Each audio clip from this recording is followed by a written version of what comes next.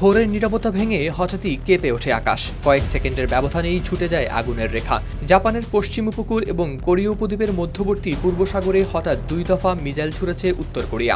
8 April বুধবার দিনের শুরুতে দেশটির ওনসান এলাকা থেকে এই ব্যালিস্টিক মিসাইল ছোড়া হয়েছে বলে জানায় দক্ষিণ কোরিয়ার সংবাদ মাধ্যম। এগুলো প্রায় 240 কিলোমিটার পথ পাড়ি দিয়ে পূর্ব সাগরে গিয়ে পড়ে। এই ঘটনার সঙ্গে সঙ্গেই সতর্ক হয়ে যায় পুরো অঞ্চল। দক্ষিণ কোরিয়ার সেনাবাহিনীর জয়েন্ট চিফ অব স্টাফ জানায় তারা মিসাইল ছোড়ার বিষয়টি শনাক্ত করেছেন। সেই সঙ্গে জাপানের প্রধানমন্ত্রীর দপ্তরও নিশ্চিত করেছে ঘটনাটি। সংবাদ মাধ্যম তাসের প্রতিবেদনে প্রকাশ পেয়েছে এই তথ্য। এর পরপরই জাপানের প্রধানমন্ত্রী সানায়ে তাকাইচি দেশটির কর্মকর্তাদের নির্দেশ দিয়েছেন উত্তর কোরিয়ার ছোড়া মিসাইলের বিষয়ে সর্বোচ্চ তথ্য সংগ্রহ করে সেগুলো যেন জানানো হয় সাধারণ মানুষকে। এছাড়া পূর্ব সাগরে থাকা বিমান, নৌযান এবং অন্যান্য সম্পদ রক্ষায় সর্বোচ্চ ব্যবস্থা নেওয়া হচ্ছে বলেও জানানো হয়েছে জাপানের প্রধানমন্ত্রীর দপ্তর থেকে। এদিকে দক্ষিণ কোরিয়ার সেনাবাহিনীও জানায় তারা উত্তর কোরিয়ার কর্মকাণ্ড খুব কাছ থেকে পর্যবেক্ষণ করছে।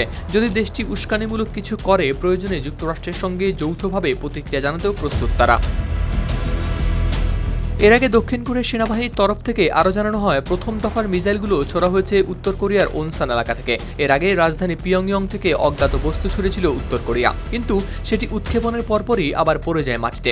এদিকে এই ঘটনার আগেই সতর্কবার্তা এসেছিল উত্তর কোরীয় নেতা কিম ইউ জং এর কাছ থেকে। তিনি ইঙ্গিত দিয়েছিলেন দক্ষিণ কোরিয়া থেকে ড্রোন প্রবেশ করেছে উত্তর কোরিয়ার ভেতরে, যা পরিস্থিতিকে আরও উত্তপ্ত করে তোলে। এর পরপরই উত্তর কোরিয়ার নেতা কিম জং উন ছুড়েছেন 2 দফা মিসাইল। হাওলাদার শামীম, RTV।